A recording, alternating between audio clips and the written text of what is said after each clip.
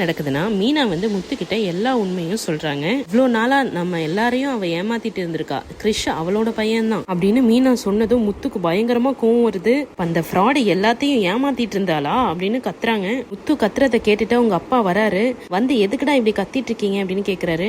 முத்து உடனே அவங்க அப்பா கிட்ட எல்லாத்தையும் சொல்ல போறாரு.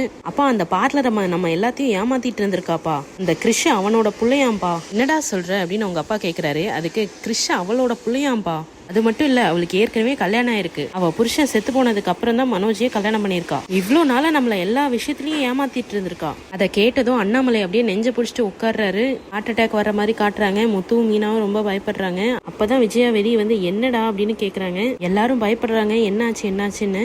அண்ணாமலை மயங்கர மாதிரி காட்டுறாங்க. உடனே முத்து வந்து ரோஹிணியை பார்த்து எல்லாமே உன்னாலதான் அப்படின்னு சொல்லி பலார்னு அரைகிறாரு கன்னத்திலேயே. அப்ப கரெக்டா மனோஜும் உள்ள வராரு. என்னாச்சுடா அப்படின்னு கேக்குறாரு. அதுக்குள்ள முத்து வந்து ரோஹிணி பிடிச்சி தள்ளி விட்டுறாரு ஸ்டெப்ஸ்லயே. ரோஹிணி அப்படியே போய் கீழே விழுவுறாங்க. மனோஜ் தான் ரோஹிணி உனக்கு என்னாச்சு ரோஹிணி அப்படின்னு போய் பாக்குறாரு. பார்த்தா ரோஹிணி செத்து போற மாதிரி காட்டுறாங்க. மனோஜ் சொல்றாரு, ரோஹிணியை அடிச்சே கொண்டுட்டாமா அப்படின்னு சொல்றாரு. போலீஸ் வந்து முத்துவை அரெஸ்ட் பண்ணி கூட்டிட்டு போறாங்க.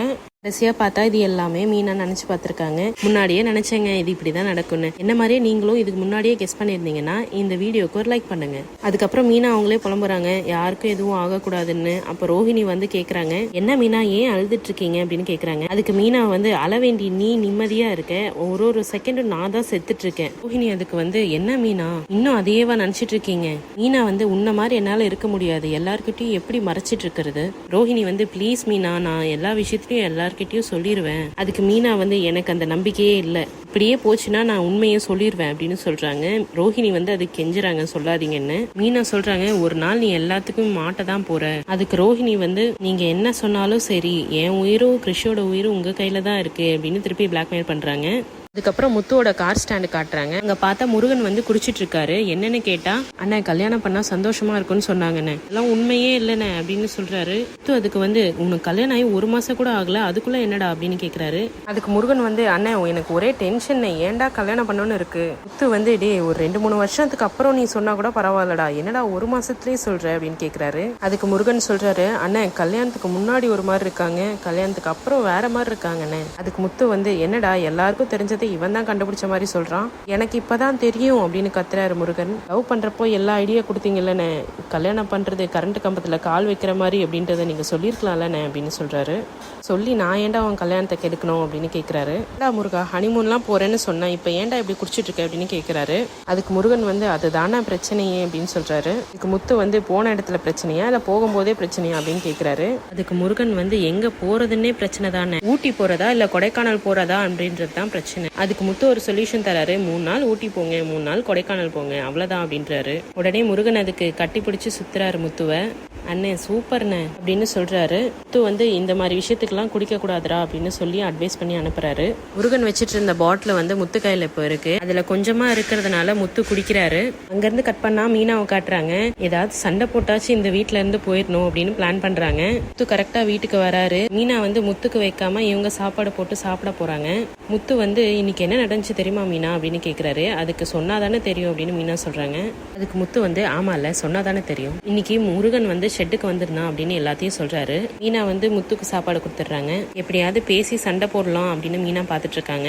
மீனா வந்து, குடிச்சிருக்கீங்களா அப்படின்னு கண்டுபிடிச்சிட்டாங்க. இல்லையே அப்படின்னு முத்து சொல்றாரு. அதுக்கு மீனா வந்து, குடிச்சிருக்கீங்க, பொய் சொல்லாதீங்க, உண்மையை சொல்லுங்க அப்படின்னு சொல்றாங்க. முத்து வந்து, கொஞ்சம் தான் அப்படின்னு சொல்றாரு. உடனே மீனாக்கு அது கோவம் வருது. முத்து வந்து, நிறையலாம் குடிக்கல மீனா, அந்த பாட்டில்ல கடைசியா ஒரு வாய் தான் குடிச்சேன் அப்படின்னு சொல்றாரு. மீனா வந்து, வேஸ்ட் ஆயிடக்கூடாதுன்னு குடிச்சிங்களா அப்படின்னு சொல்லி எல்லாத்தையும் எடுத்து போட்டு உடைக்கிறாங்க. முத்து வந்து, கத்தாத மீனா, அப்பா கேட்டுற போகுது அப்படின்னு சொல்றாங்க. மீனா வந்து, கேட்டா கேட்டுட்டு போகுது அப்படின்னு சொல்றாங்க. அப்பதான் முத்துக்கு கோவம் வருது. மீனா, நான் தான் சாரி சொல்றேன்ல அப்படின்னு சொல்றாரு. அதுக்கு மீனா வந்து, இந்த குடிகாரங்களுக்கு தெரிஞ்ச ஒரே ஆயுதம் சாரி மட்டும்தான் அப்படின்னு சொல்றாங்க. 2 பேருக்கும் பயங்கரமா சண்டை வருது. முத்து கத்துறாரு. கடைசியா வந்து, ஒரு சிப்பு குடிச்சிட்டு வந்தவனே இவ்வளோ கேள்வி கேட்கறல, அதுக்கு நான் ஃபுல்லாவே குடிச்சிட்டு வந்திருக்கலாம் அப்படின்னு சொல்லிட்டு எந்திரிச்சு போய் கை கழுவுறாரு. அதுக்கு மீனா வந்து, இப்ப எதுக்கு சாப்பிடாம போய் கை கழுவுறீங்க அப்படின்னு கேக்குறாங்க. முத்து வந்து, நீ திட்டிக்கிட்டே சாப்பாடு வைப்ப, நான் சாப்பிடணுமா அப்படின்னு கேக்குறாரு. நில்லுங்க எங்க போறீங்க அப்படின்னு மீனா கேக்குறாங்க. அதுக்கு முத்து வந்து நான் ஒரு வாய் கூட குடிக்கல, அதுக்கு நீ இந்த பேச்சு பேசுற, இனிமே நான் மொத்தமா குடிச்சிட்டு வந்தாலும் நீ இதே தானே பேச போற, அதுதான் எல்லாத்தையும் பேசி முடிச்சிட்டியே, இப்ப நான் போய் ஃபுல்லா குடிக்க போறேன். மீனா வந்து நில்லுங்க, இப்ப நீங்க குடிக்க போனீங்கன்னு வைங்க அப்படின்னு சொல்லிட்டு இருக்கும் போதே முத்து வந்து என்ன ஆர்டர் போடுற, நான் ஃபுல்லா குடிச்சிட்டு தான் வருவேன், உனக்கு இஷ்டம் இருந்தா இரு இல்லைன்னா போ அப்படின்னு சொல்லிட்டு போறாரு. எப்படியாவது வீட்டை விட்டு வெளியே போகணும்னு நினைச்ச மீனா கரெக்டா அதை பிளான் பண்ணி நடத்திட்டாங்க. அப்புறம் முத்து போய் ஷெட்ல உட்காந்து எல்லாரு கூடயும் உட்காந்து குடிக்கிறாரு. அதோட இன்னைக்கு எபிசோட் நிறுத்துறாங்க. இந்த மாதிரி எக்ஸ்க்ளூசிவ் அப்டேட்ஸ் உங்களுக்கு தெரிஞ்சுக்கணும்னா எங்க சேனலை சப்ஸ்கிரைப் பண்ணுங்க. தேங்க்யூ.